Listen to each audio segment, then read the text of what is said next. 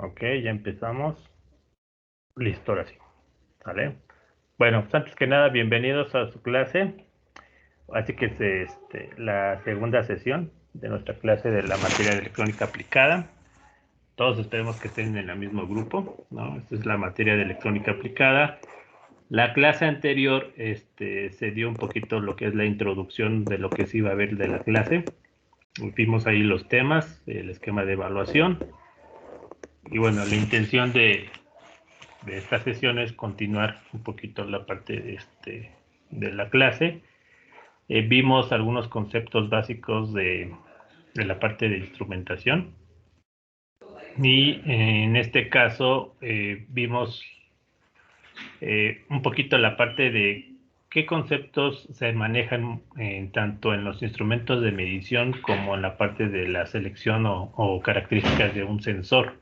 ¿Ok? Por ejemplo, vamos a ver,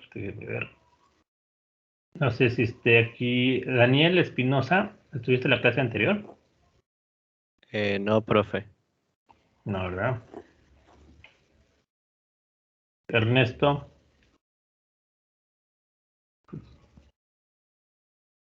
Tampoco.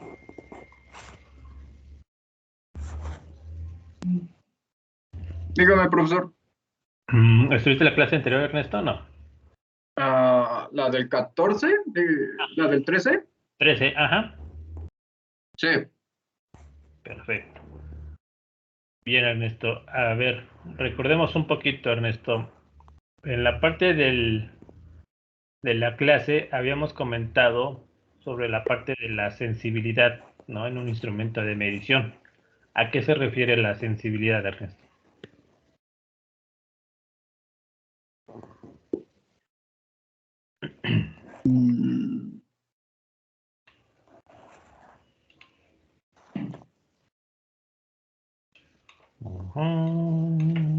Te espero, ¿eh?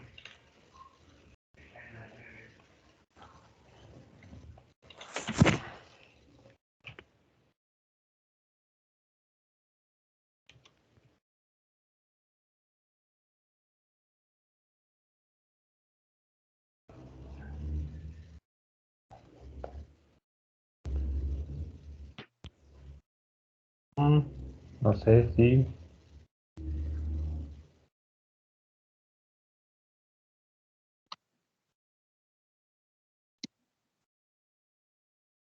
¿Tú estás ahí todavía?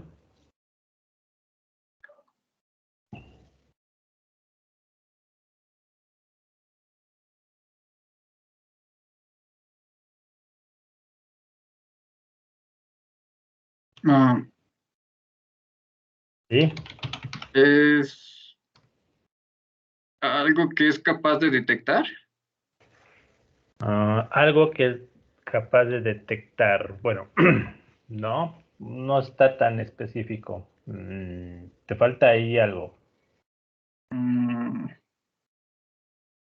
Digo, porque todo instrumento de medición debe forzosamente pues detectar lo que va a medir, ¿no? Siempre. Pero dentro de esa parte de los temas de medición hay un concepto que se llama sensibilidad, ¿no? Si te acuerdas de que, ¿cómo lo definimos? no, no mucho. ¿No? Ok. No. Bien, entonces, ¿alguien que quiera participar? ¿Puedo intentarlo, profe? Claro. Bueno, sensibilidad, había, bueno, en esa parte de los conceptos, dice que es el cambio, pues, por más pequeño que sea, lo que puede ser detectado por el medidor. Ok. Entonces, habríamos dicho que era el pequeño incremento o cambio que puede detectar un instrumento de medición. ¿Es correcto?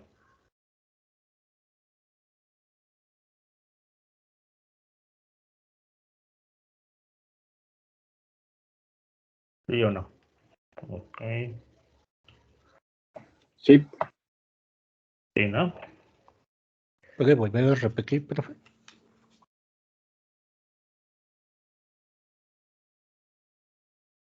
Es el pequeño incremento que puede detectar un instrumento de medición, ¿no? Es la mínima variación, ¿no? Que puede detectar. Ok, profe. ¿Va? Muy bien. Para el caso de un sensor, ¿a qué se referirá la parte de sensibilidad?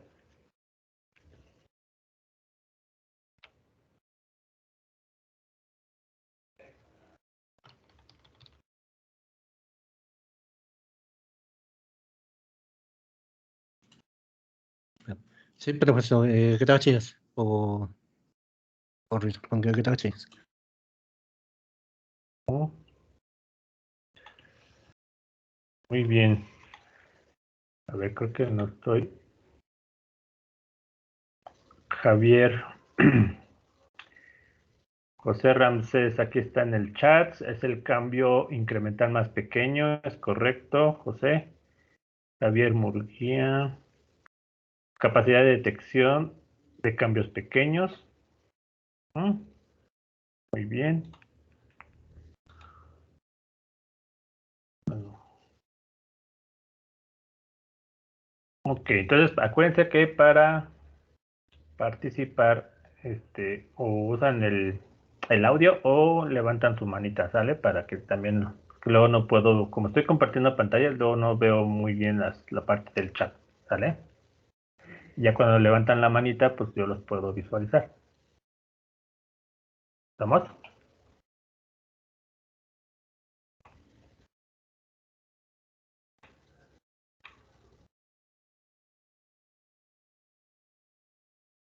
Muy bien, vamos a la siguiente pregunta, a ver qué tanto me pusieron atención.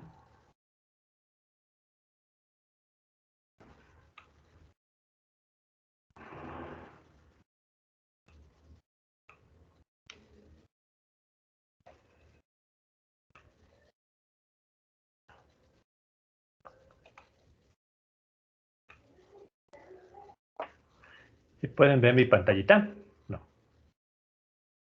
Ahorita ya no. Bueno, yo no.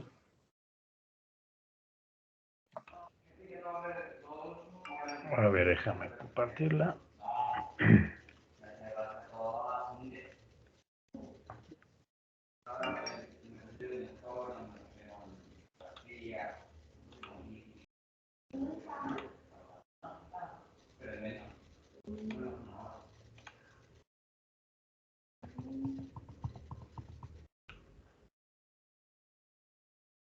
¿Ahí lo ven? Sí, ahí ya se ve. Ah, va. Sí se ve, profe. Perfecto.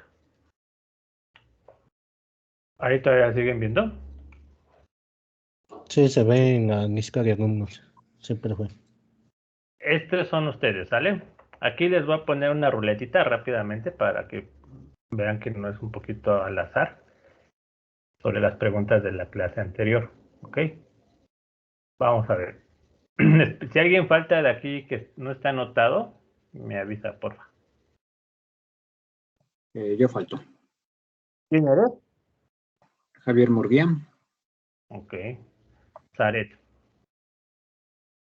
¿Estás ahí, Zaret? Sí, buenas tardes, profe. ¿Estás, Zaret? A ver, Zaret, ¿puedes decirnos qué es exactitud en un instrumento de medición? Profe, yo también falto. ¿Quién eres? Perdón. Arturo Huesca. Es el único Arturo, ¿no? Creo. No, no hay más Arturo. Yo también falto, profesor. ¿Quién eres? Perdón. Anabel Alba. Anabel, estás aquí, ¿no? Sí. Estás aquí. Creo que era la única Anabel, por eso es que aquí estás. Mira. Ah, ok, gracias. ¿Vale? Zaret, Sí, profe, aquí estoy. Es cuando el instrumento da el valor verdadero. un poquito más a detalle. Bueno, la exactitud se refiere como un porcentaje de error, ¿no? o se define como como porcentaje, pero eso es debido a que una diferencia, ¿no? O cuando restamos dos números. Entonces, cuando nos acercamos al valor verdadero, ¿no?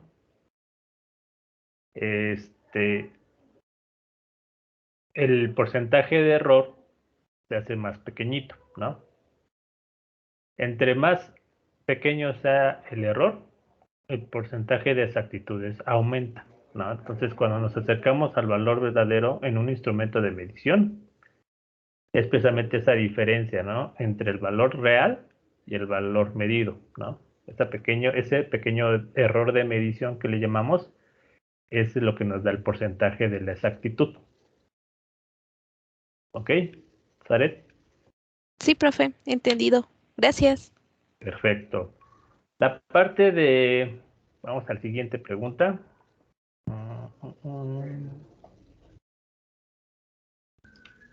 Vamos a ver quién le toca ahora.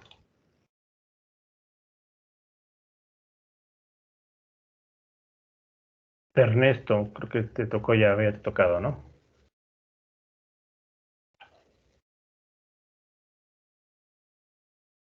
Ernesto, Dígame, profesor. ¿qué es la precisión?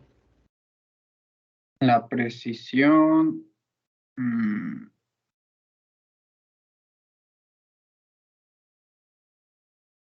Ah,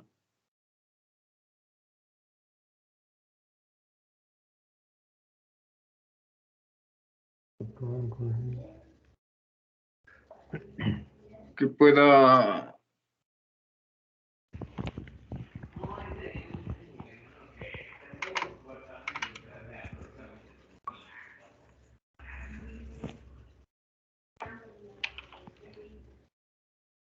¿Sí?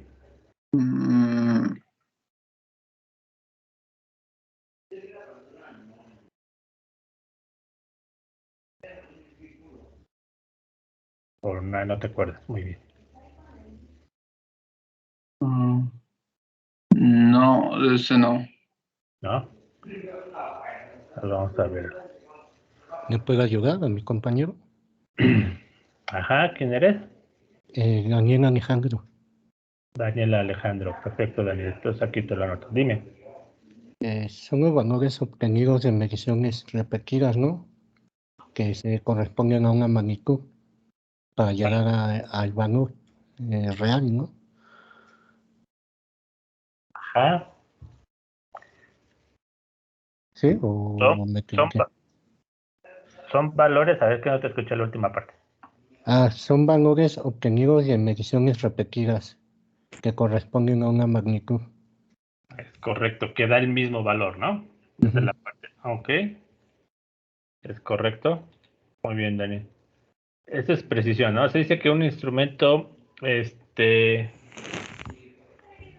preciso, ¿no?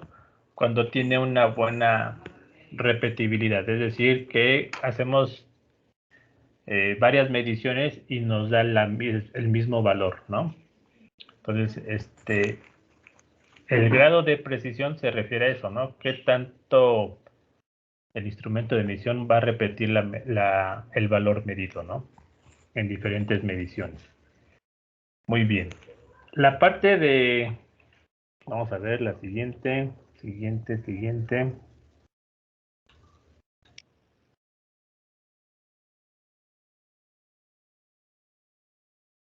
Ok. Daniel, ya participaste, ¿verdad? Sí, profesor, ya profe. participé. Es que algo de Daniel, por eso, disculpe. Es que yo también me llamo Daniel, no sé cómo. Ok, entonces el que no ha participado. ¿Va? El que no ha participado, a ver, dinos. La parte de la precisión, habíamos dicho que es la parte de cuando un instrumento tiene buena repetibilidad, ¿no? ¿A qué se refiere la resolución?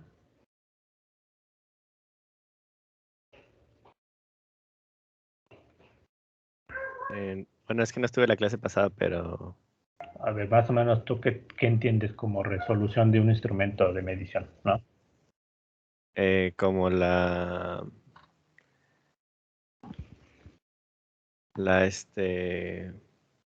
como, es que lo tengo, lo tengo como en la mente, pero no sé cómo decirlo.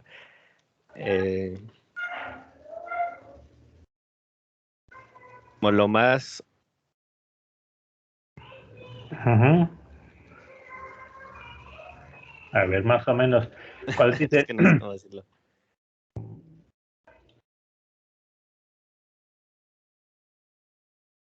Lo más,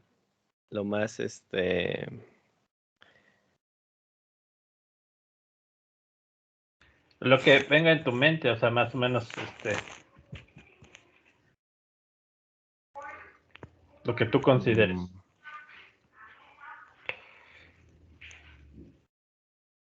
Cuando, no sé, es que no sé cómo decirlo.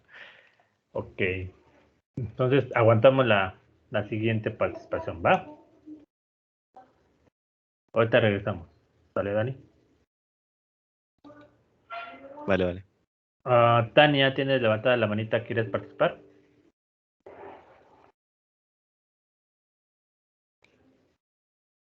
Tania.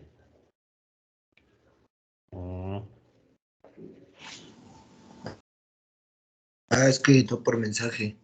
Lo escribo por mensaje. Y Ok. puso, es la mínima diferencia entre dos valores. Ok.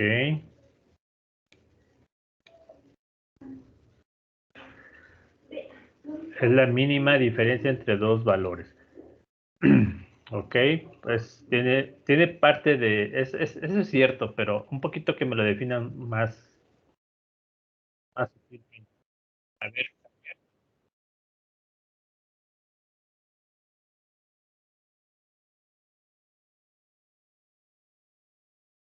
Bueno, ¿qué pasó, profesor?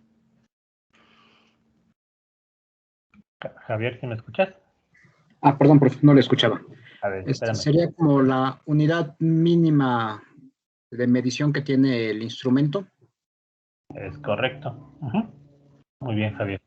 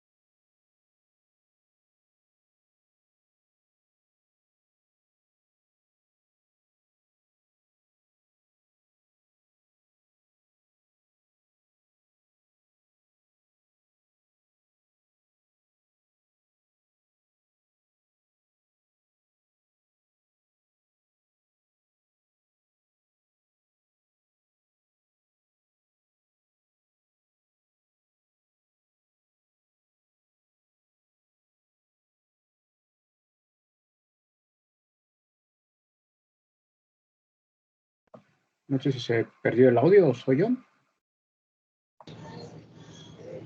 Yo tampoco escucho nada. Como que también se quedó pasmada la pantalla, ¿no? Sí, yo creo que se cayó el profe. Bueno, se nos fue en internet. Se cayó. Parece que sí. No, ahí acaba de mover, ¿no? Hola. Sí, bueno, profe. Ok, Ya muy me bien. escuchan. Ahí ya me escuchan, ¿verdad? Sí, profe. Va. A ver, los que no entraron la clase anterior, les voy a poner la pantallita de las definiciones para que la lean rápidamente, para que así tengan participaciones todos, ¿va? Espérenme. Precisamente ya lo estoy cargando. Aquí está. Ahí sí la ven. Sí, profe. Va, ahí se los voy a dejar tantito para que las lean. Y ahorita pregunto, ¿sale?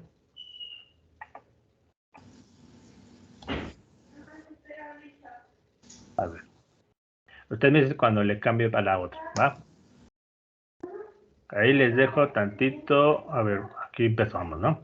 Los conceptos básicos, ¿va?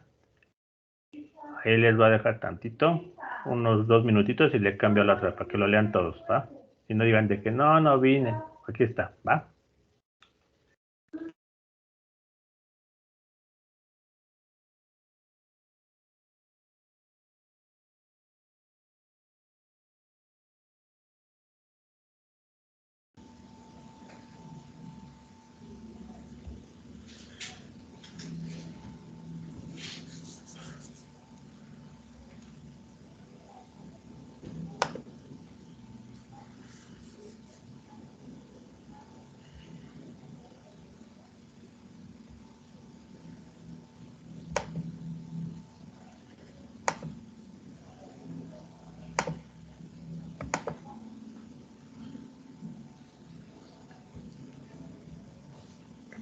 Profe, yo no veo nada.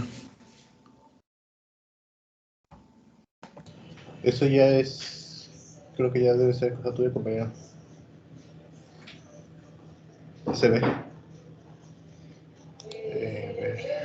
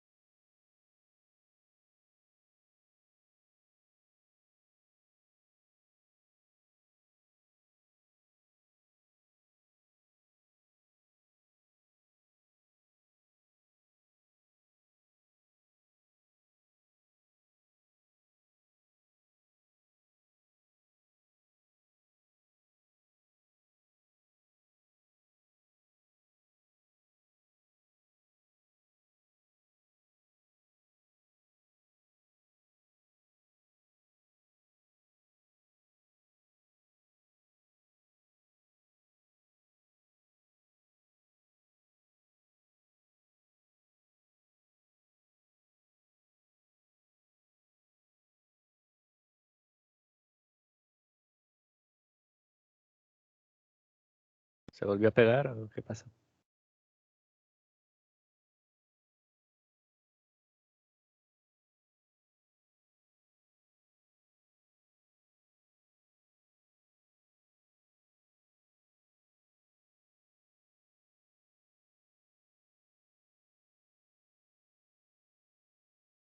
¿Ya leyeron esta la segunda?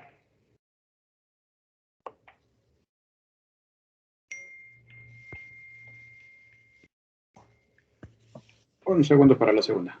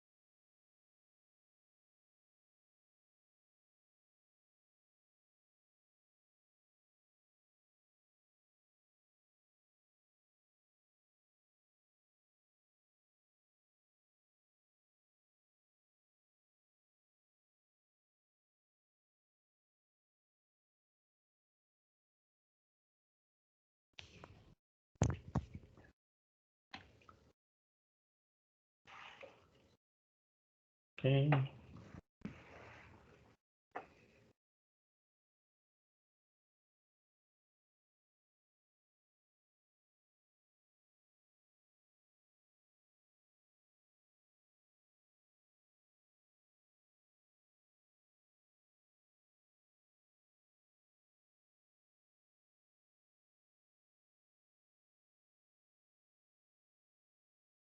Ok, ¿listos?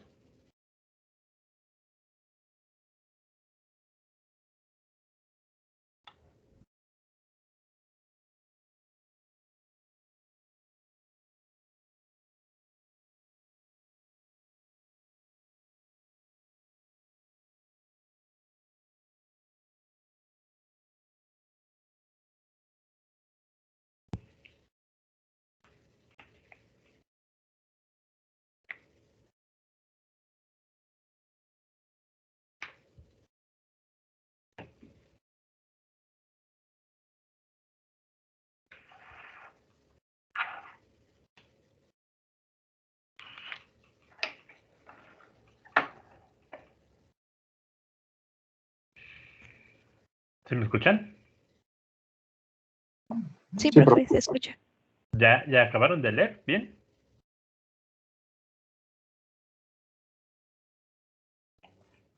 De mi parte ya. Ya. Perfecto. ¿Los demás? ¿Todo bien?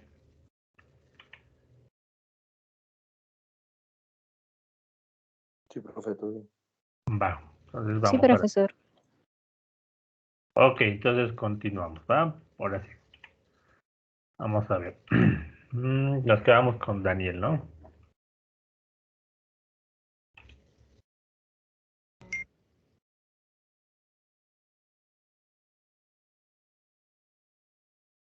Jorge.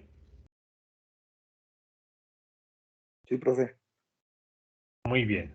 La parte de, ¿a qué se refiere la parte de calibración?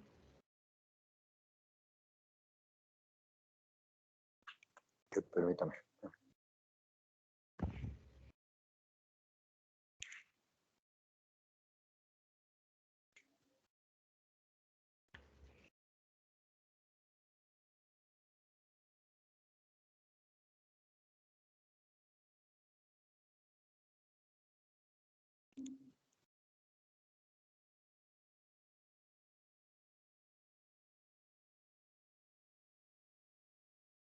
Esa no estaba en la foto, ¿sí? ¿Mandé? Esa sí estaba ahorita en las fotos que mandó. Sí. No, es que como me sacó la sesión, yo no lo viese. ¿No? ¿No lo viste? A ver, déjame. Entonces, el siguiente participación, ¿sale, Jorge? Bueno, sí. A ver, vamos con otro.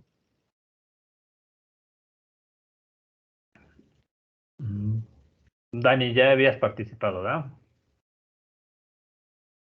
Pues más o menos. Sí. O bueno, no Los sé dos, cuál. ¿verdad? Los dos, Daniel, ya habían participado. Vamos a darle oportunidad a otro, ¿no? Que no ha participado. Ernesto también.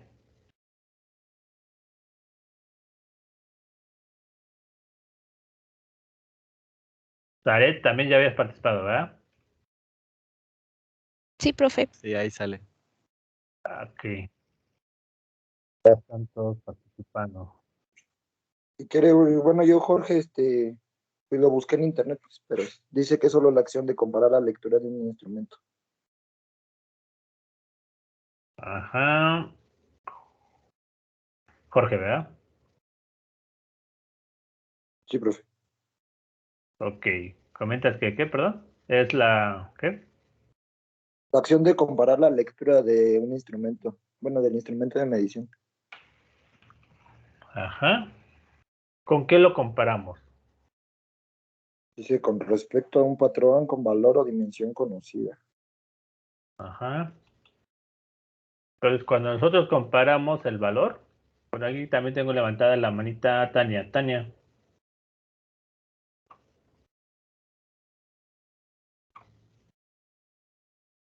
Tania.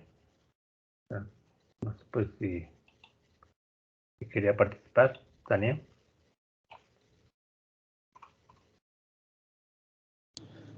Lo escribió en el chat, profe. Ah, ok. Perdón, es que les digo que no visualizo muy bien en el chat.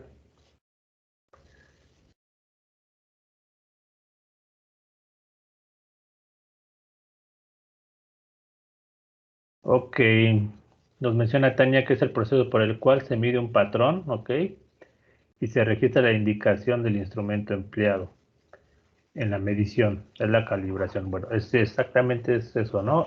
Va a ser el proceso por el cual nosotros comparamos nuestras mediciones con un patrón, ¿no? De medición. Y ese patrón de medición es el que tiene la mayor exactitud, ¿no? De medida. Entonces ahí vemos qué tan exacto es nuestro instrumento de medición. Eso es parte de lo que se llama calibración, ¿no? Tratar de acercar nuestro instrumento de medición a lo más exacto posible, ¿no? Muy bien. No sé si tengan alguna duda de esta definición.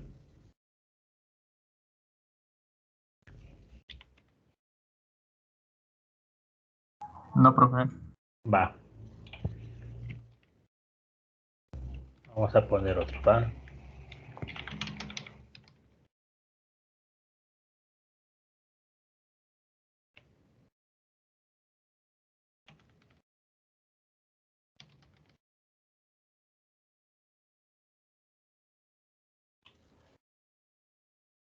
Siguiente.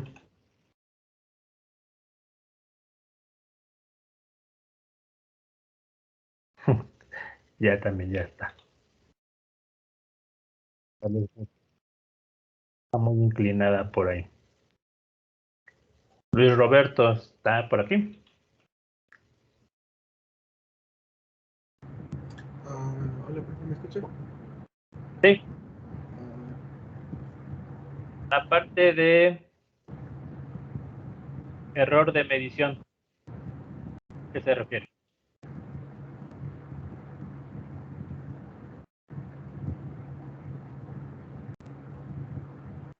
El error de medición es la diferencia algebraica entre el valor medio y el valor real de la medida. Okay. Muy bien. Entre más grande sea el error, la exactitud aumenta o disminuye. Me imagino que aumenta. Aumenta la exactitud entre más grande sea el error.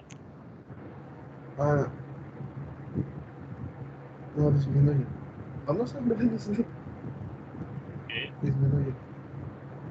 Disminuye, ¿no? Sí. Muy bien. Acuérdense que son inversamente proporcionales, ¿no? El error y la exactitud. Sí, está bien. Dale, Roberto, gracias.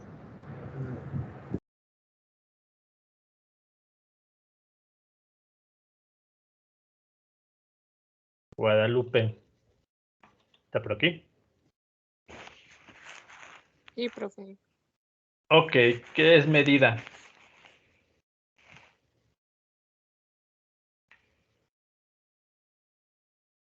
Es el número de unidades de la propiedad dada, la cual puede ser continua o discreta. Ok. Dame un ejemplo de una medida continua.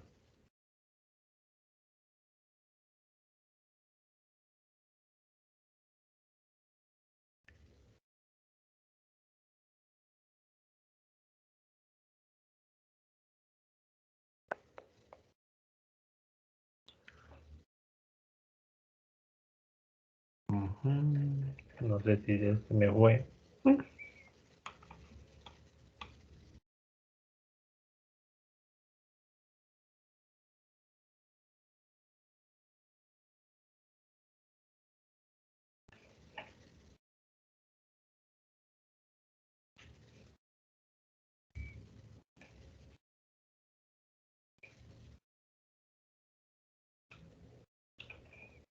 ¿Ahí estás todavía?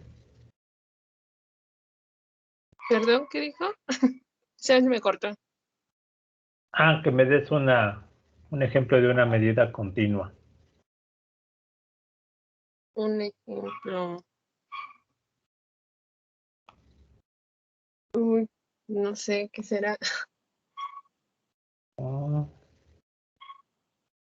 ¿Qué se te ocurre? ¿O quieres que te ayude un compañero?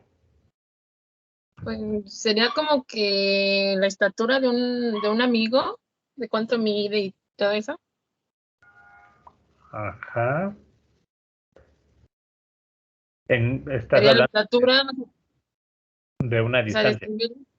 ajá, una estatura y sacar el peso también de esa persona. Ajá. Es una medida continua, ¿no? Ok, sí. Muy bien. Perfecto.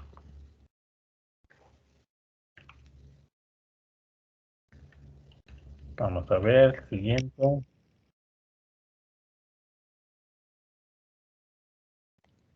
¿Quién le tocó?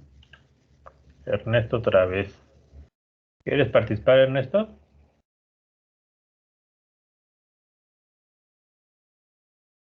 A ver, lo intentaré. Ok. ¿Qué es medición? Medición, entendí que es cuando le asignas una medida a un objeto. Ujú. Le asignas un número, ¿no? Ajá. Ajá. Pero, bueno, yo entendí que le asignas un número, pero ¿eso sería medida? Ah, no, creo que lo entendí mal entonces. Ajá. Medición es el proceso de asignar un número, ¿no? A una propiedad física. Ajá.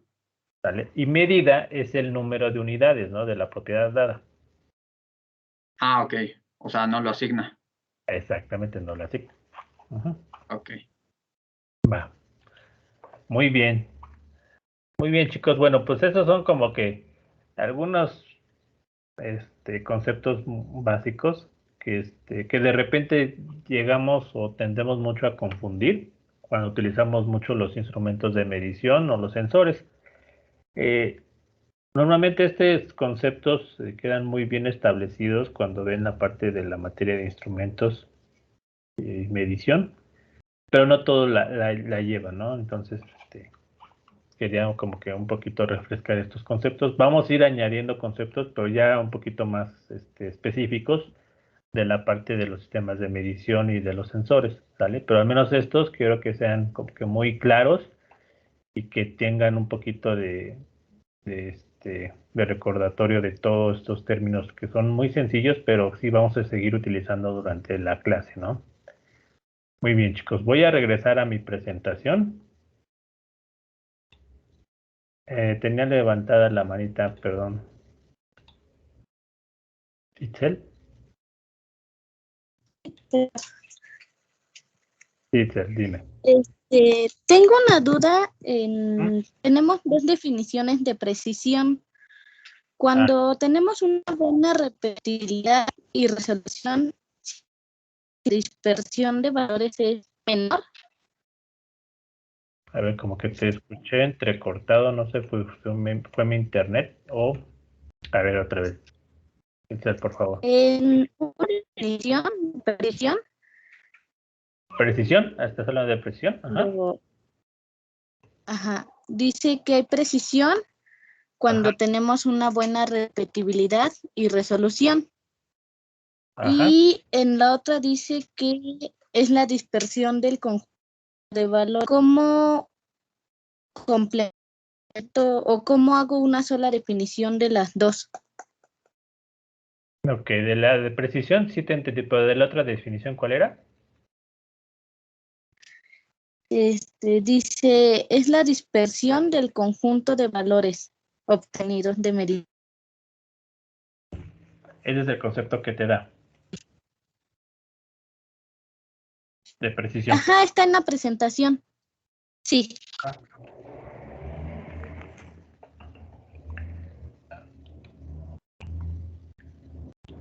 ¿Cuál hablas? ¿De este concepto?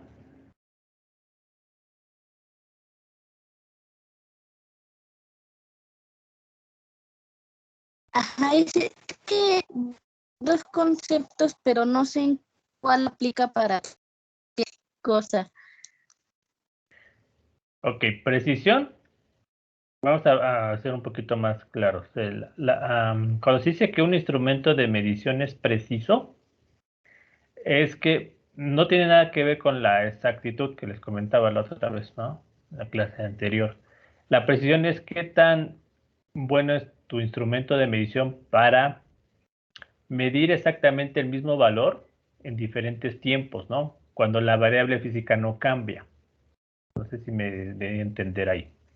Por ejemplo, si un recipiente tiene 30 grados, si yo hago la medición en ese momento y espero medio minuto y lo vuelvo a medir, y si la temperatura no ha cambiado, debe de darme también el mismo valor, ¿no? De la medición. Entonces, todas las veces que se repite la medición, ¿no? Con el mismo valor, cuando la variable física no cambia, se dice que es muy preciso. Es decir, no hay mucha variación entre una medida y otra. No sé si me di a entender.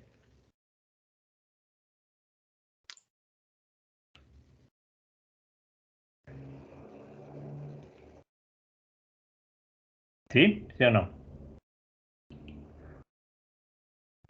Ay, no sé si ya le perdí a su compañera. Sí, profesor.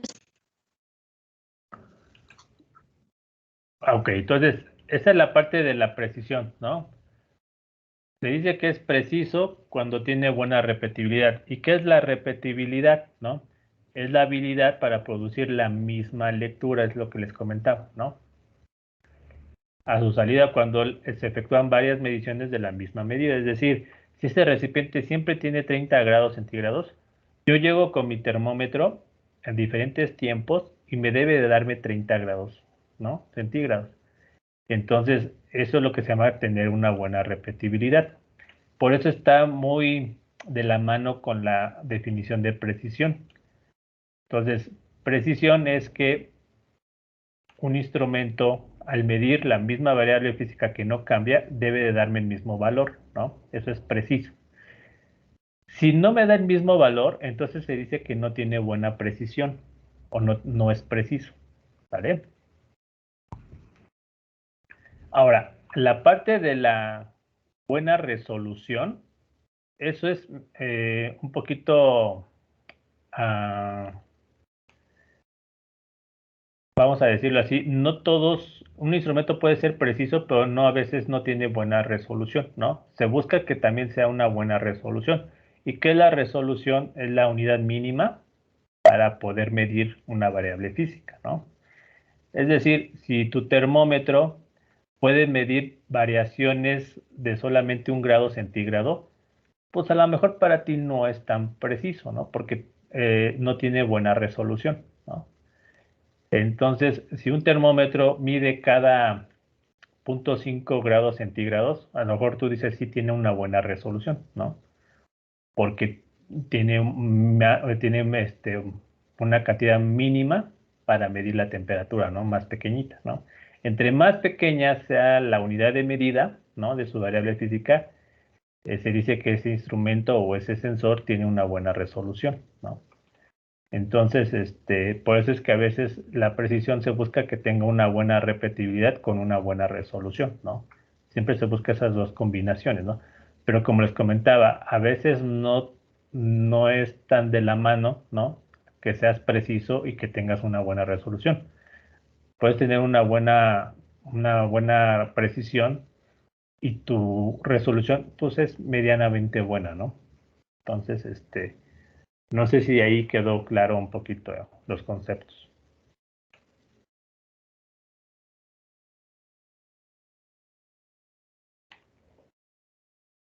Sí, profesor.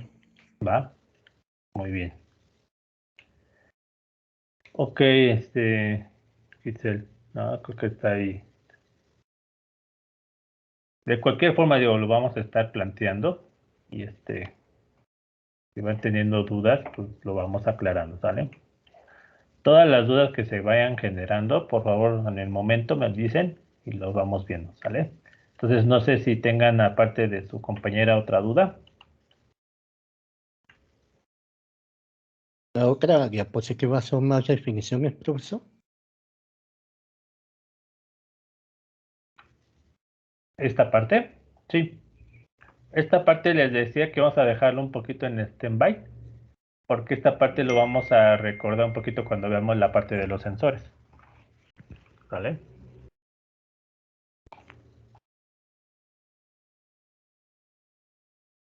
Ok, profesor, gracias. Muy bien. Vamos a ver la parte de los conceptos de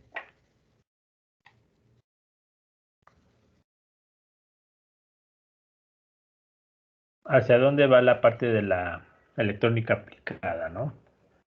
Como les comentaba en la clase anterior, ¿no? Siempre buscamos que nuestros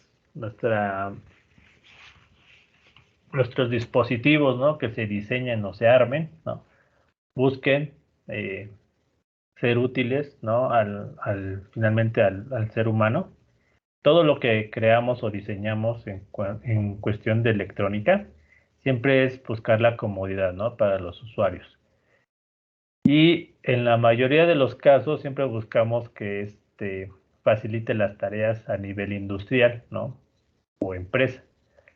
¿Qué pasa con la parte de los procesos de automatización? Bueno, los procesos de automatización sufrieron varios cambios, ¿no? Inicialmente tendríamos 3 fases para poder ver los procesos industriales, ¿no? La primera fase, que es la parte de la mecanización, que ustedes observan aquí, nos mencionan que la mecanización siempre existe un usuario que va a realizar el trabajo, ¿no? Es decir, va a realizar la tarea a nivel industrial o el proceso industrial. En la parte de mecanización, siempre el usuario va a tener que estar supervisando, controlando todo lo que es la maquinaria, ¿no?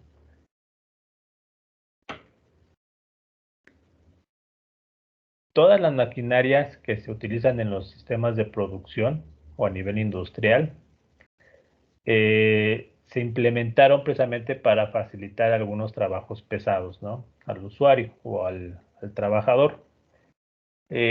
Por ejemplo, en la parte de las grúas, ¿no? Por ejemplo, pues si no había grúas se tenía que usar la fuerza del ser humano para levantar cargas pesadas, ¿no? Entonces, ¿qué es lo que se busca? Es buscar una maquinaria que hiciera esa tarea, ¿no? Y en este caso, pues es una grúa, ¿no? Pero ¿qué pasa con la grúa? La grúa no se maneja por sí sola, ¿no? Entonces, en la implementación de la grúa es una parte de la fase de la mecanización. La tarea de levantar cosas pesadas fue sustituida por esta máquina, ¿no? Sin embargo, el usuario tiene que controlar y programar esta grúa para hacer el trabajo, ¿no? Entonces, esa es la parte de la fase de mecanización, ¿ok? No sé si tengamos duda en esta fase o si me puedan dar otro ejemplo.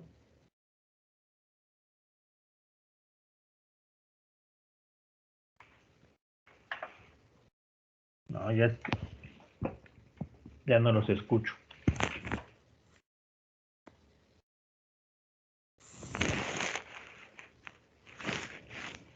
Podría ser, no sé, el manejo de un tractor para arado.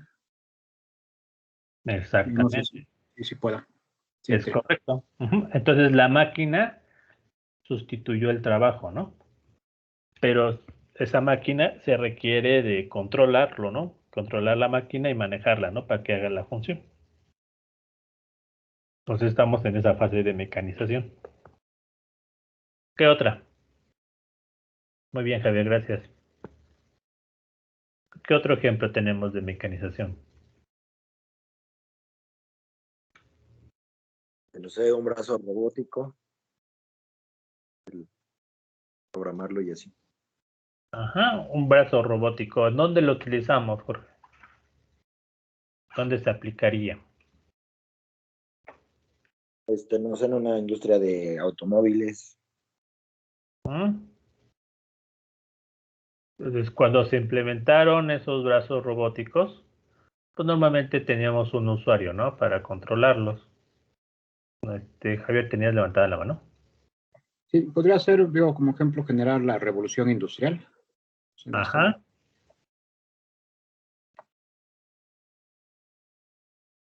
O sea que fue la entrada, ¿no? De máquinas ya movidas por vapor, ¿no? Y demás, ¿no?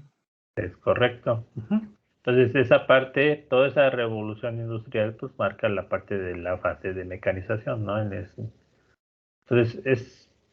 fue el primer paso, vamos a decirlo así, ¿no? Para ello, pues empezaron la necesidad de tener pues gente capacitada para que pudiera diseñar ese tipo de máquinas, pudieran darles mantenimiento y arreglarlas, ¿no? Por supuesto. Entonces hubo un boom, ¿no? En la parte de generar pues profesionales de ese perfil, ¿no? Entonces la ingeniería pues tuvo aumento en la demanda, ¿no? En ese sentido de la empleabilidad. Después, bueno, no sé si tengan ahí duda de esta primera fase. ¿No? Ninguna duda, por fin. Va. Después pasa a la parte de la segunda fase, que es la parte de automatización, ¿no? Cuando la máquina puede trabajar sin necesidad de un control permanente, ¿no? Por parte del usuario, ¿no? Una vez que esté funcionando, ¿no? Entonces, el ejemplo aquí que se observa, ¿no? Aquí observamos unas escaleras eléctricas en una plaza, ¿no? Comercial, por ejemplo. Estas escaleras, una vez que están puestas en función, ya no hay necesidad, ¿no? De que alguien las esté parando o las esté accionando, ¿no? Estas ya la hacen de forma, o así que de forma automática, ¿no? Entonces, si las han visto, normalmente están estáticas, ¿no? No están en movimiento. Y cuando se acerca una persona, empieza a moverse. No sé si las hayan visto, ¿no? La mayoría de los centros comerciales ya lo tienen así. Entonces, ¿qué pasa aquí? Ya no se requirió un usuario para controlarla, ¿no? Simplemente ya lo hace de forma automática. Entonces, este proceso se dice que ya está automatizado. ¿Qué otro ejemplo tendríamos? Por ejemplo, de alimentos, ¿no? Bueno, de cómo por ejemplo, de las papas, toda la máquina, toda la industria de ahí está totalmente automatizada. Ajá. Muy No sé bien. si puede ser una caldera, un termostato, donde ya a cierta temperatura entra a funcionar. Un aire acondicionado. Aire acondicionado. Aunque a veces el aire acondicionado, en lo que se refiere, hay que accionarlo y una vez que está accionado, ya lo hace de forma automática, ¿no?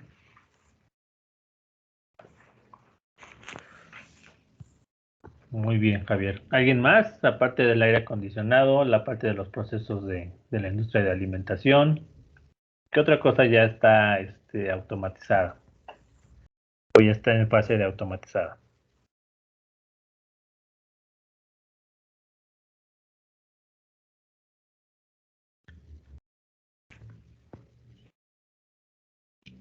¿No se les ocurre más?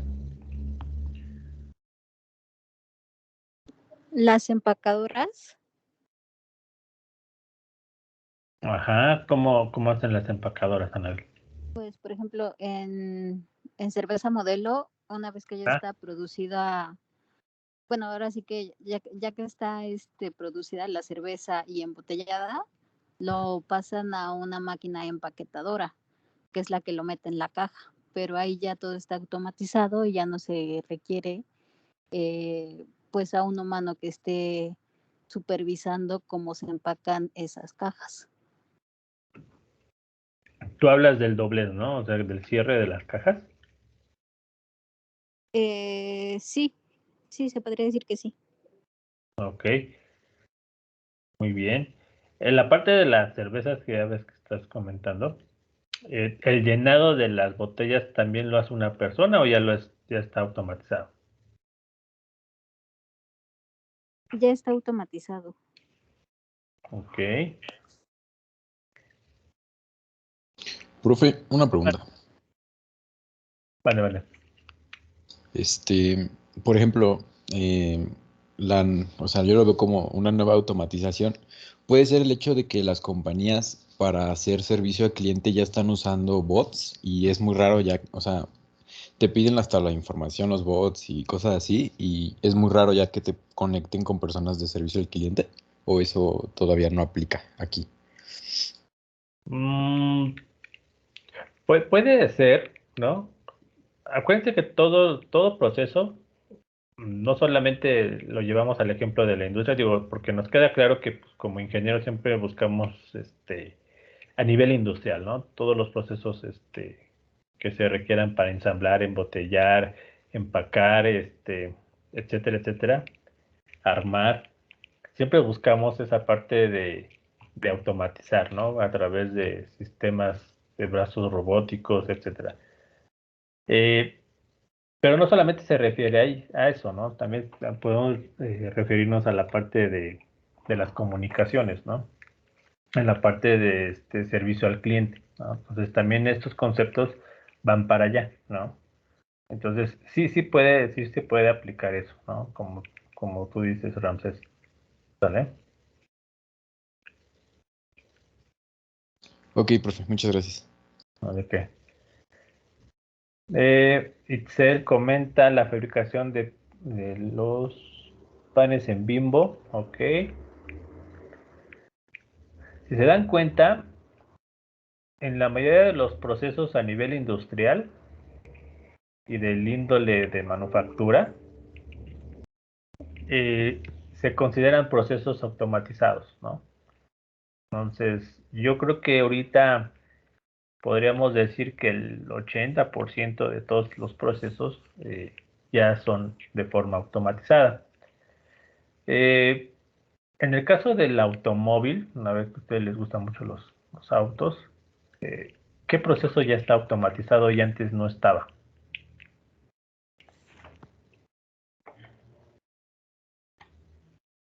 Puede ser la línea de ensamble, que ya corre sola, ya no requiere supervisión y está determinada a cierta velocidad. Ajá. La línea transportadora. El proceso de inyección. El proceso de inyección es correcto. Muy bien. ¿Qué más?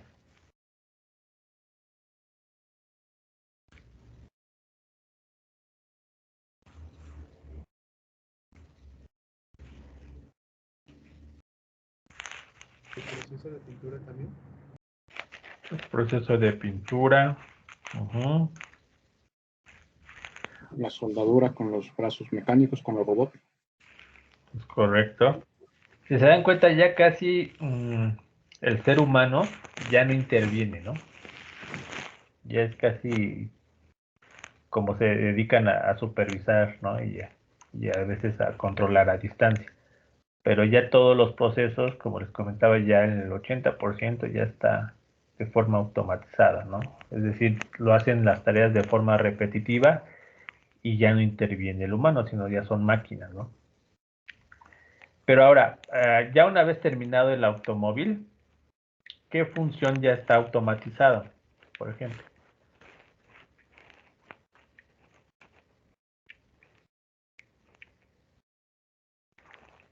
El cambio de la primera a segunda, ¿no? ¿Cómo se llama? Velocidades. Se me fue el nombre. Velocidades, ¿no? Exactamente. Los automóviles, ¿no? Automáticos, ¿no? Es un proceso ya automatizado, ¿no? O sea, pasamos de la parte de la mecanización en el cual el usuario tenía que hacer el cambio, ¿no? Físico, para que el motor cambiara de velocidad, ¿no? Ahora la parte de los automóviles automáticos ya lo hace de forma automática, ¿no? No es necesario que el usuario haga ese cambio, no lo hace por sí solo el motor. No sé si me di a entender.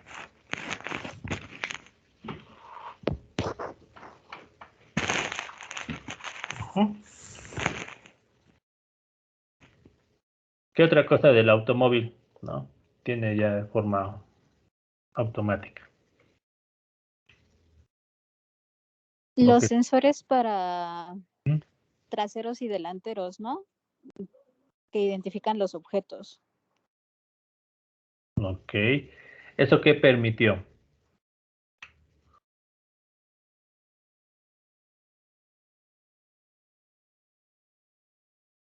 Que se puede manejar sobre el carro en distintos modelos. Ajá, que de cierta manera Que uno maneje con mejor precaución.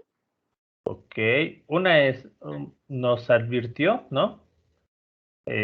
Así que nos monitorea, ¿no? El acercamiento a otro objeto, y eso pues evita accidentes, ¿no? Pero no solamente eso, sino hay veces que esas decisiones, por ejemplo, lo hace el mismo automóvil y lo utiliza para evitar accidentes, ¿no? O para estacionarse de forma automática, ¿no? Ya han visto que ya andan buscando que esa tarea de estacionarse lo haga el automóvil por sí solo, ¿no? Entonces, sí está bastante interesante, ¿no? Esta parte de que el automóvil quieren que sea un autómata, ¿no? Casi, casi. También no sé si han visto la parte de las luces, ¿no? O sea, las luces a veces ya se encienden por sí solas, ¿no? Ya cuando También los limpiadores, ¿no? los limpiadores, de momento de que los limpiadores empiezan a detectar pues agua, ¿no? La humedad, empiezan a empezar a funcionar, ¿no? Y entre más cantidad empieza a aumentar su velocidad. Las luces igual, ¿no? Cuando empieza a atardecer, empieza a oscurecerse. Tienen las aspiradoras, ¿no? Mande. Las aspiradoras, ¿no? ¿De cuáles aspiradoras, Dani? Las que son como las que limpian las ventanas igual. Que las dejas en el piso y ya aspiran. Ah, ok. Hablamos las que barren, ¿no? Ajá, exacto. Ah, ok. Sí, también ya lo hacen de forma automática, ¿no? Entonces, incluso esas evitan obstáculos, ¿no? Sí, creo que con sensores, ¿no? O no Ajá. sé cómo sea. Ok. Sí, básicamente para allá vamos, ¿no? Toda esta parte de los sistemas automatizados no se pudo lograr si no fuera por sensores, ¿no? Entonces, imagínense, por ejemplo, regresamos un poquito al ejemplo que está aquí. Imagínense estas escaleras, ¿qué se requirió para que fueran automatizadas, ¿no? Es decir, que no hubo una persona aquí para que las accionara, es decir, las activara para que funcionaran. ¿Qué se necesitó? Sensores, ¿no? Y un sensor, por ejemplo, ¿qué tipo de sensor se les ocurre aquí? Digo, ahorita no han conocido todo tipo de los sensores, pero ¿qué tipo de sensor creen que se necesita para que se activen las escaleras, ¿no? Eléctricas? ¿O qué se imaginan qué tipo de sensores necesitan?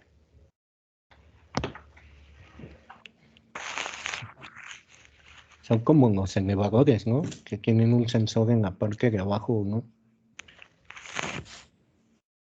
Vengo que me explicaron que ponen como unos sensores abajo y cuando pasa uno se bloquea. No sé si sea como un infrarrojo o un láser o algo así. Ok, bueno, por ahí vas. ¿Quién cree que otro tipo de sensor necesitan, por ejemplo? De movimiento o de peso. Ok, de proximidad, de movimiento, de peso, ¿no? Porque finalmente una persona, ¿qué es lo que hace, no? Pues se mueve, ¿no? Se va acercando y hay un movimiento, ¿no? Y el peso, pues, cuando detectas que una persona se acerca, pues también tiene un cierto peso, ¿no? Entonces pueden aplicar ambos, ¿no? Pero ¿cuál es el más barato de utilizar? ¿El de peso o el de proximidad? Proximidad, ¿no? Es correcto, ¿no? Entonces siempre nos buscamos, ¿no? Nosotros como ingenieros, pues sí que hacer la misma función, pero en el menor costo, ¿no? Entonces lo que se busca es utilizar sensores más baratos y que hagan la misma función. Entonces en este caso sería más costoso utilizar un sensor de peso, ¿no? Que un sensor de proximidad. Entonces lo que utilizamos en este tipo de escaleras es un sensor de proximidad. Cuando detectamos a la persona, entonces vamos a accionar las escaleras. No le vamos a preguntar si quiere bajar o quiere subir, ¿no? Simplemente si se acerca a las escaleras es que por obvias razones quiere utilizarlas, ¿no? Entonces, y ya cuando se aleja y ya no la detecta, pues se para, ¿no? Pero al momento de que tiene que funcionar, una vez que se detecta y no regresa la persona, quiere decir que ya subió. Y hay que esperar hasta que termine todo el proceso, hasta que llegue al otro extremo, ¿no? Mientras no se puede parar, ¿no? Entonces, no sé si han visto esa funcionalidad de este tipo de escaleras. Sí, pero bueno. Ok. Muy bien. Los elevadores igual, ¿no? Como dice su compañero. Antes tenía que estar una persona ahí para que estuviera cerrando y abriendo la puerta y casi pedirte a qué piso ibas a ir, ¿no? Ahora ya no. Ahora creo que ya no necesitan de nadie que esté ahí, ¿no? Para que ustedes puedan utilizar un ascensor. Y el ascensor de forma automática detecta cuando ya terminaron de subir todas las personas o salir todas las personas, ¿no? Se espera un cierto tiempo y se cierra o se abre las puertas, ¿no? Entonces, ¿qué tipo de sensores, por ejemplo, utilizaría ahí el ascensor?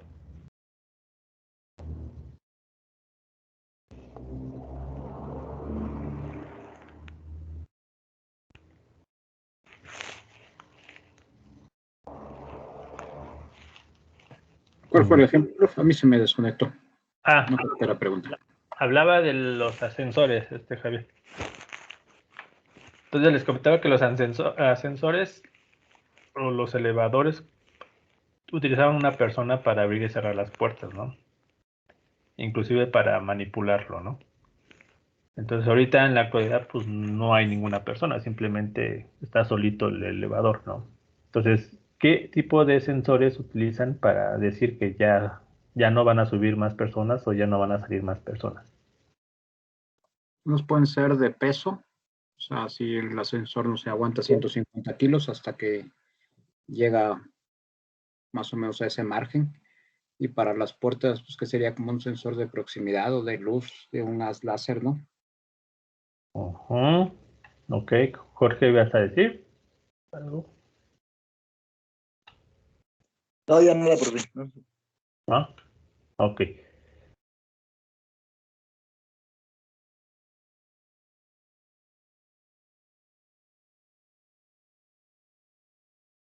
Muy bien. En la parte de los ascensores, como menciona Javier, podríamos utilizar un sensor de peso, ¿no? Aunque les digo, es muy costoso y lo que se hace mucho es utilizar sensores de proximidad, ¿no? O sensores infrarrojos que detectan a las personas cuando cruzan, ¿no? O cuando hay una persona que va a obstruir las puertas, pues se queda permanentemente abiertas, ¿no? Y cuando detecta que ya no hay ninguna persona, pasa un cierto tiempo y la cierra, ¿no? Quiere decir que esa persona no va a bajar ahí, ¿no? Va a continuar. Entonces, lo que utilizan mucho son esos sensores, ¿no? Infrarrojos de proximidad, ¿no? Como les comentaba, los de peso sí se puede ser de utilidad, pero son más costosos, ¿no? Entonces, no es tan conveniente. Muy bien. Entonces, ¿sí quedó claro la segunda fase de automatización?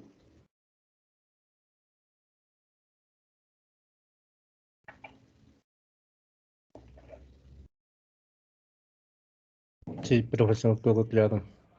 Perfecto. Ahora, la automatización fue gracias a los sensores, ¿no? Si quitamos la parte de los sensores, no hay alguien que nos interprete qué está pasando con las variables físicas, ¿no? Acuérdense que los sensores lo que nos permite es precisamente esa detección, ¿no? ¿Qué sucede con la variable física?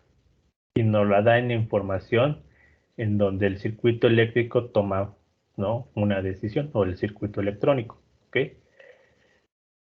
Y antes no, si no existieran los sensores, pues no se podría automatizar casi nada, ¿no? Entonces ahí surge la importancia de los sensores. Pero bueno, vamos a seguir en la última fase, que bueno, no es que sea la definitiva, puede haber una cuarta fase, pero ahorita vamos hasta esta fase que es la parte de la robotización. En este caso, a diferencia de la automatización, la máquina, ¿no?, ya toma decisiones o ya es capaz de tomar una decisión sin necesidad de que la supervisen, ¿no?, por el usuario o la controle por el usuario. Y esas tomas de decisiones es que guarda información, ¿no? Entonces, aquí vemos un ejemplo, ¿no? Por ejemplo, el robot de la Honda, Asimo. Es un autómata, ¿no? Este autómata es capaz de aprender, ¿no?, de las tareas que hace, y ese aprendizaje lo que le va a permitir después es que pueda tomar una buena decisión. Entonces, la parte de la robotización como que es lo más, es la fase más alta de una máquina o de un proceso industrial, y muy contados procesos industriales se pueden robotizar. No todos se puede robotizar, ¿no? Entonces, aunque siempre buscamos que nuestra máquina sea robotizada, pero es un poquito más complejo. ¿Por qué? Porque se requieren grandes algoritmos de toma de decisión. Ya hablamos de inteligencia, un poquito de inteligencia artificial, entonces lleva mucha parte de la programación, ¿no? Entonces se vuelve un poquito lo complejo los algoritmos, ¿no? ¿Se puede hacer? Sí se puede hacer, pero son muy contados los procesos que se requieren que el proceso sea robotizado, ¿no? ¿Tendrán algún ejemplo de este tipo de fase?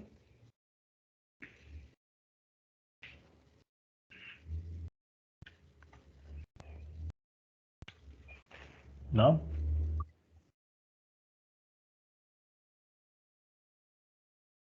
No sé si aplique y no sé si exista, pero por ejemplo un sistema de logística en avenidas, cuando detecte cierto tráfico, que dé mayor fluidez a cierta avenida, o sea, mediante sensores, no sé.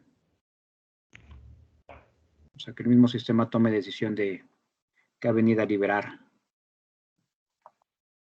Ok, bueno, en este caso, a lo mejor te refieres, Javier, a la parte de los semáforos, ¿correcto? Sí. O sea, un sistema que a lo mejor controle semáforos. Ok. Y que él mismo tome la decisión, ¿no? De Tome acuerdo. las decisiones, así es. Ok. Puede ser los robots que usan de meseros, ¿no? En algunos restaurantes. Ajá, es correcto.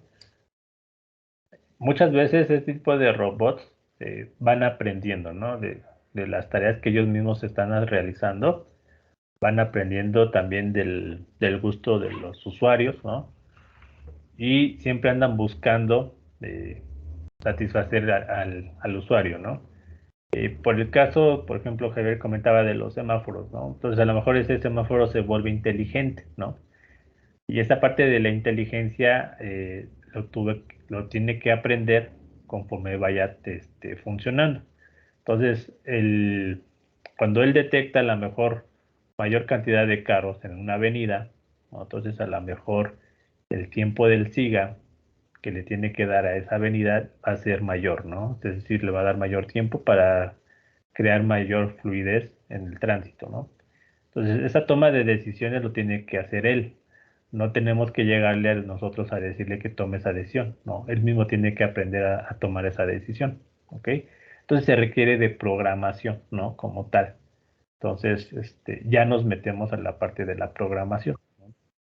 Es muy interesante esta parte de la robotización porque ya involucra la parte de los sistemas, ¿no? Muy bien, Javier. ¿Qué más? ¿Qué más se les ocurre de la parte de robotización? En una industria, profe. ¿En una qué, perdón? En una industria, en una fábrica. Ajá, pero ¿qué proceso está robotizado, por ejemplo? Por ejemplo, las botellas de Coca-Cola o botellas de cerveza o algo así. Ok. Habíamos hablado sobre el llenado, ¿no? Sobre el empaquetado. Ajá. Pero esas son tareas repetitivas, ¿no? A lo mejor, si tú vieras que tú detectaras a lo mejor el llenado de las botellas, ¿no? Por ejemplo, no es necesario que tome decisiones, ¿no? Son tareas tan sencillas, vamos a decirlo así, que no es necesario tomar decisiones, porque esas variables que tienes externas, pues no van a cambiar, es decir, tú controlas el llenado, ¿no? Y por ejemplo, en el caso del semáforo, como decía Javier, pues es algo aleatorio, ¿no? Porque a veces podemos tener gran cantidad de autos o a veces no. Entonces eso va a depender pues del día, de la hora, etcétera. Entonces ahí es cuando es necesario que tu máquina tome decisión, ¿no? O tu proceso tome una decisión. Pero en el caso del llenado de botellas y eso, a lo mejor no es tan necesario tomar una decisión, ¿no? Porque son procesos o tareas repetitivas que simplemente con que estén automatizadas es suficiente. No sé si me di a entender. Sí, profesor. ¿Ok? Y ahora, una cosa es que utilicen robots, ¿no? Y otra parte es la robotización, ¿no? Entonces, no quiere decir que utilizar un robot, quiere decir que el robot siempre va a tomar la decisión. Simplemente el robot lo que hace es tomar las tareas y las ejecuta, ¿no? ¿Quién le dice que la va a tomar las decisiones? Pues el mismo sistema, ¿no? Su misma memoria, ¿no? Entonces eso lo que les comentaba, es meterle inteligencia al robot, ¿no? Pero a veces no es tan necesario porque son tareas tan sencillas que prácticamente no pasaría nada, ¿no? Entonces, no sé si me di a entender. Por eso les comentaba, a veces la parte de robotización no es tan necesario en muchos sistemas industriales, ¿no? Simplemente con la automatización tenemos suficiente y no pasa nada, ¿no? A lo mejor el automóvil, ¿no? El funcionamiento del automóvil sí se requiere a lo mejor ser robotizado, ¿no? ¿Por qué creen que sea necesario que podría ser robotizado el automóvil? Pues por evitar la imprudencia al manejar, ¿no?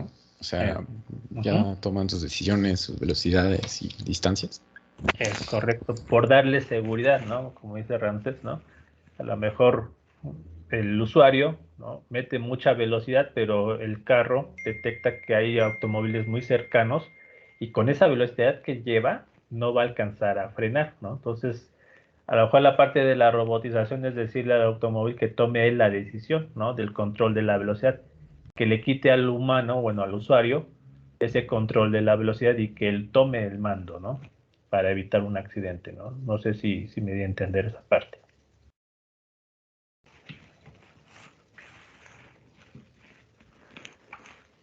Entonces, está bastante interesante, ¿no? La parte de la robotización y creo que por ahí todos los ingenieros en robótica. Javier, dime, no sé si tenías ahí comentario. Pregunta, prof.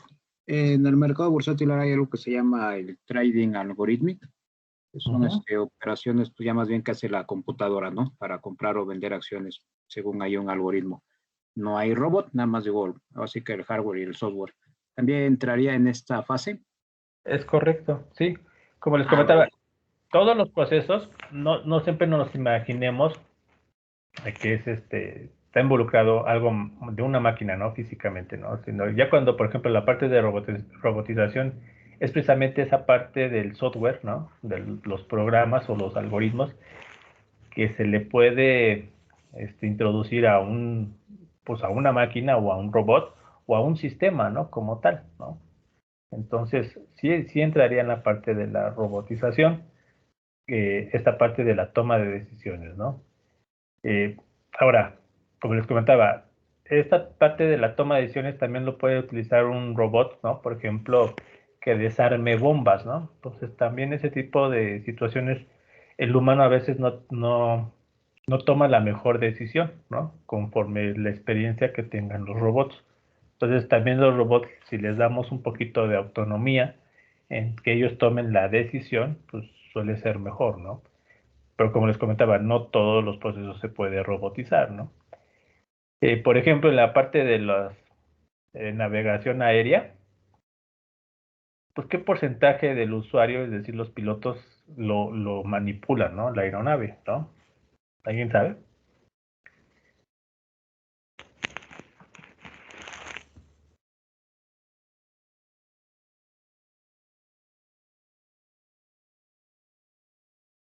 ¿No? No, pero quiero pensar que como los de tren, ¿no? O sea, muy poco, o sea, literal, muy poquito. Muy poquito, ¿no? O sea, ya el control, pues ya no depende del piloto, ¿no? Ya no, porque son aeronaves que tienen pues, bastante velocidad y, bueno, tiene que manipular y conocer muchos sistemas de la aeronave para controlarlo, ¿no? Entonces, hay muchos procesos ya en las aeronaves que lo hacen por sí solos, ¿no? Ya está muy automatizado. No está robotizado, ¿no? Porque el avión no toma decisiones, ¿no? Todavía, pero sí está todo, pues la mayoría de los sistemas ya está automatizado, ¿no? Entonces, el piloto lo que a lo mejor lo que hace es supervisar, ¿no? Que todo esté funcionando y que todo esté dentro del margen de control, ¿no? Y en dado caso el tomar algunas decisiones, ¿no? Pero bueno, ya lo que es la navegación, pues ya es a base de torres de control, ¿no? Entonces, prácticamente si la torre de control no existiera, pues no habría una buena navegación, ¿no?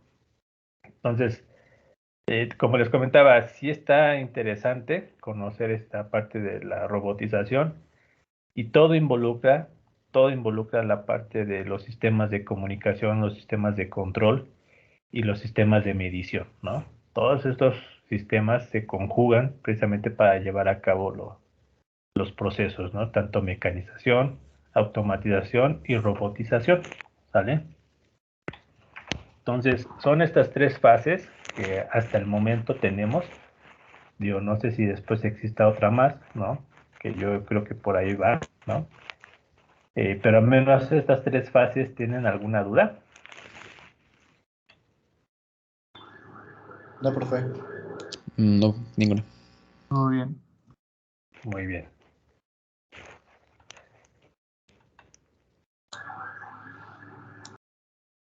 Esta parte de todos los sistemas de automatización y robotización se fue logrando gracias al avance que han tenido los sistemas de control, ¿no? Un sistema de control fue como que, pues, el pionero, ¿no? Para que la segunda fase existiera, ¿no? Que es la parte de automatización. Entonces,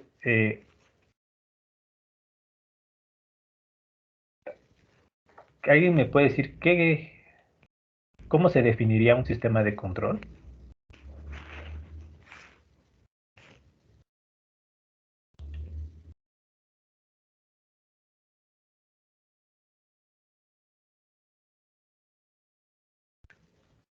Ujú. Sería como un conjunto de elementos que interactúan, ¿no? Que hacen, bueno, con las entradas, reciben información, la procesan y generan salidas, bueno, como proceso. Y Ajá. y bueno, pues para obtener cierto resultado, ¿no? Así es. Precisamente lo que va a hacer el sistema de control es recibir información, ¿no? Con esa información procesarla, modificarla, acondicionarla, etcétera, y damos esa información a una respuesta, ¿no? Y eso es lo que se llama un sistema de control, ¿no? Manejar esos tres variables de entrada, el procesamiento y la salida, en conjunto se llama proceso de control, ¿no? O sistema de control. Entonces, básicamente, las entradas en todos nuestros procesos a nivel de procesamiento la parte de automatización y robotización, las entradas provienen de los sensores, ¿no? La parte del procesar la información viene el acondicionamiento de la señal, ¿no? Que es parte de lo que vamos a ver. El acondicionamiento de la señal precisamente es darle la forma más adecuada a nuestras señales para después entregarlo a la salida, ¿no? Ya como variable de salida. Y la salida tiene que irse a un actuador, ¿no? Y hacer una tarea específica, ¿no? Y luego nuevamente regresar la información otra vez a la entrada, ¿no? Entonces, se puede decir que un sistema de control, en la mayoría de los casos, tiene un sistema retroalimentado, ¿no? Entonces, pasamos a lo que son dos conceptos interesantes de un sistema, que es la parte de sistema de lazo abierto y sistema de lazo cerrado, ¿no? O un sistema retroalimentado o un sistema sin retroalimentación, ¿no? Entonces, la parte de la retroalimentación es cuando la variable de salida regresa a la entrada, así de fácil, ¿no? Y un sistema no retroalimentado o sistema de lazo abierto es cuando entra, se procesa y sale la señal, ¿no? Ya no regresa a la entrada, ¿no? Entonces se dice que es un sistema abierto, ¿vale? No sé si estos dos conceptos fueron claros.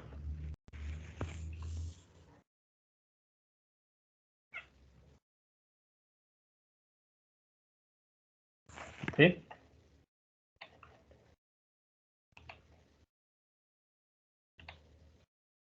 ¿Sí quedó claro? Esta parte de aquí, están viendo la imagen, ¿verdad? Sí, profe. Ok. Todo un sistema, de la parte de los procesos de automatización y robotización, tiene que tener al menos estos tres elementos, ¿no? Entrada, salida y la parte del proceso, ¿no? Dentro de la parte de los procesos se puede conjugar aquí el acondicionamiento de la señal, la parte del sistema de control, etcétera, ¿no? Entonces, bueno, todo esto es lo que es el sistema. Cuando la variable que sale, ¿no?, de nuestro sistema no regresa a la entrada, se dice que el sistema está en lazo abierto o lo que se refiere a un sistema sin retroalimentación, ¿vale? Por el contrario, un sistema de lazo cerrado o sistema con retroalimentación es cuando la salida regresa a la entrada, ¿vale? Cuando un sistema necesita estar retroalimentado y cuando un sistema no necesita estar retroalimentado. ¿Tendrán algún ejemplo?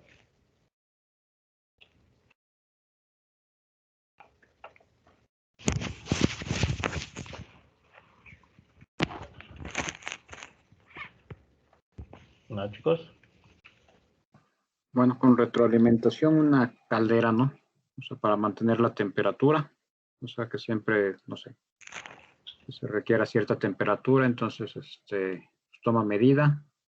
Si está fuera de indicaciones, pues a lo mejor aumenta temperatura, ¿no?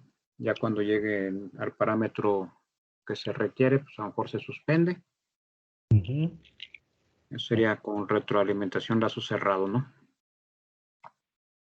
Ok, entonces en ese sentido, tú requieres que la salida, que finalmente pues es una variable de calor, regrese a la entrada, ¿no? Para tomar una decisión, ¿no?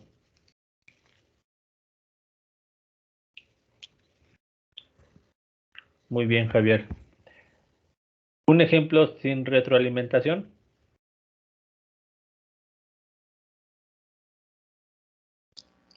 Pues puede ser parecido al de cuando usan los carburadores en los automóviles, ¿no? Que se abre para la salida de aire con gasolina, se hace el proceso y pues acelera el carro y ya no hay o sea, ya no regresa, pues.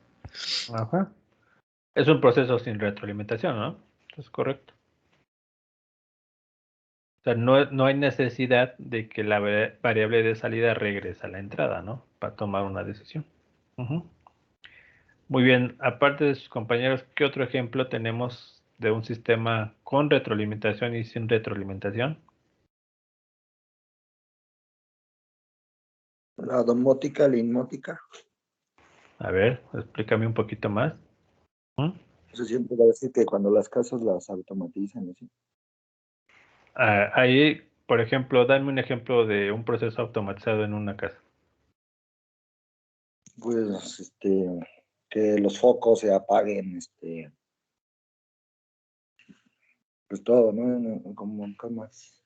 Vamos a suponer, vamos a ver la parte de la iluminación, ¿no? Por ejemplo, llega una persona a una habitación, ¿no? El clásico ejemplo es, llega, se enciende la luz, ¿no? Porque hay una presencia, ¿no? De una persona, ¿no? Y si no está esa persona, se apaga. ¿Estamos de acuerdo? Sí, sí, sí. Ok. Ahora, esa parte de llegar y accionar la luz y al irse que se apague, ¿necesitas tener una retroalimentación o no? ¿O es un sistema sin retroalimentación?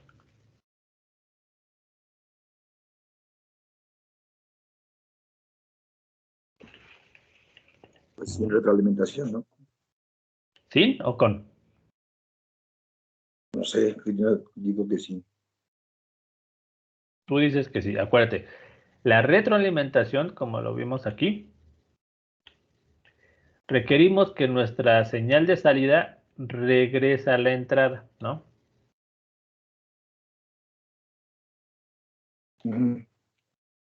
Es esta parte, ¿no? Por ejemplo, que te lo voy a adelantar un poquito, ¿no? Aunque esto lo voy a dejar para la siguiente clase, pero sí quería que lo tomáramos aquí un poquito. Esta parte de la señal de salida, si te das cuenta, regresa a la entrada, ¿no? Y regresa a la entrada para tomar una decisión. En este caso del encendido de luz automática en un cuarto, en la entrada de tu casa, la cochera, etcétera, ¿se requiere retroalimentación?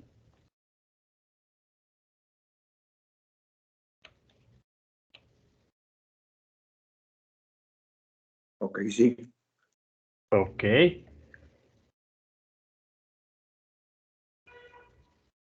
¿Y quién le va a dar la retroalimentación en este caso? El sensor, ¿no?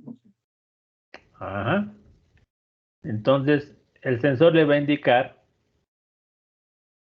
si hay o no una persona, ¿no?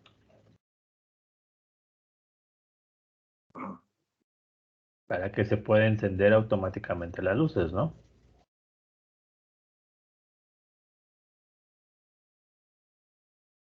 ¿Sí quedó claro, Jorge? Sí, profe. Va. Sí. Muy bien, entonces, mande.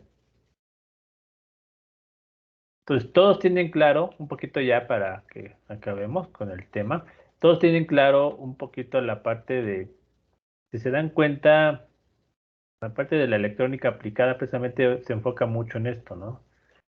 Llevar a cabo sistemas automatizados o robotizados a base de sistemas de control, ¿no? Y todo eso, pues utilizando sensores, ¿no? Entonces, por aquí vamos, ¿no? Vamos bien. En la siguiente sesión, lo que vamos a hacer es un poquito adentrarnos a más de detalle a nuestro sistema electrónico como tal, ¿no? Porque pues es parte de la materia, ¿no? La electrónica. Entonces vamos a un poquito focalizarnos a qué es lo que pasa con las señales de los sensores, qué es lo que debemos de hacer, qué circuitos o configuraciones vamos a tener que utilizar para poder modificar o acondicionar la señal y obtener la salida deseada, ¿no? Ahora bien, no me voy a focalizar mucho a la aplicabilidad en su conjunto, porque no todos han llevado muchas materias, ¿no? Por ejemplo, no todos han llevado microcontroladores, no todos han llevado la parte de electrónica de potencia o la parte digital al 100%, ¿no? Entonces, vamos a ver unos aspectos básicos y cuando se requiera les voy a poner como modulitos, ¿no? Y les voy a decir qué es lo que hace el modulito, sin adentrarme al análisis detallado del circuito como tal, porque no todos han visto las materias, ¿no? Pero bueno, hasta aquí tenemos alguna duda. No, profe. ¿No? Muy bien, ya solicité también la parte de las licencias del multisim. Entonces en esta semana me comentaron que van a empezar a enviarlo, ¿sale? De cualquier forma, voy a ver quién me mandó mensaje. Me imagino que algunos me mandaron mensajes y otros no. No sé si todos ya me lo mandaron, porque creo que no todos entraron a la primera sesión. Les comentaba si teníamos que tener el multisim activo. Si no lo tienen, mándenme un mensaje por Blackboard. Nada más requiero su nombre completo y su correo de MyUnitech, por favor. ¿Vale? Para activar el multisim. O bueno, para que les envíen el link de descarga. ¿Vale? Bueno, chicos, no sé si tengan alguna otra duda. La dejamos hasta aquí. Y nos estaríamos conectando el día jueves. ¿Vale?